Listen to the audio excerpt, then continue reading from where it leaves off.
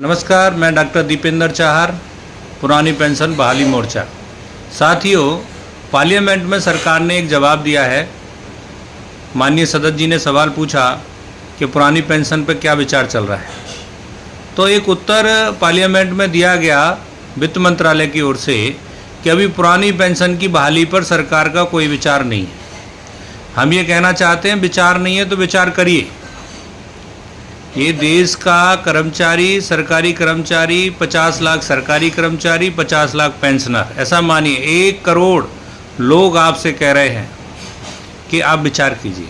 ये central government से जुड़े लोग हैं, राज्य सरकार के अलग लोग हैं, फिर भी आपसे पुनः ऐसा कह रहे हैं कि इनकी भावनाओं को आहत मत कीजिए, पुरानी पेंशन पर विचार कीजिए और जल्द पुरानी पेंशन दीजिए।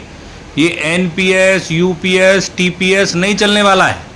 तो इसलिए हम पुरानी पेंशन की मांग कर रहे हैं, पुरानी पेंशन दीजिए।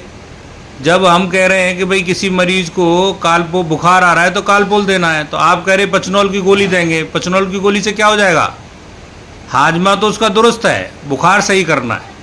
तो देश के कर्मचारियों की बात को समझिए। देश का कर्मचारी क्या चाहता है? वो पुरानी पेंशन चाहता है। आपसे और कुछ नहीं चाहता। पुरानी पेंशन पर जल्द विचार कीजिए और पुरानी पेंशन दीजिए। और आपको देनी तो है, लेकिन देर करेंगे, और देर से मिला न्याय अन्याय स्वरूप ही है। इसलिए हम आपसे आग्रह करते हैं कि जल्द कैबिनेट बिठाइए, इस पर जल्द निर्णय लीजिए, पुरानी पेंशन पर स्पष्टता दीजिए। देश में तमाम अराजक तत्व घूम रहे हैं और कर्मचारियों को, जैसे विद्यार्थियों को अराजकता की ओर ले गए कुछ लोग, उसी प्रकार से ये देश के कर्मचारी वर्ग को भी अराजकता की ओर ले जा सकते हैं। उनकी भावनाएं इस बात पर टिकी हैं कि आप उन्हें सुन ही नहीं रहे। इसलिए आप अपना अहंकार छोड़िए।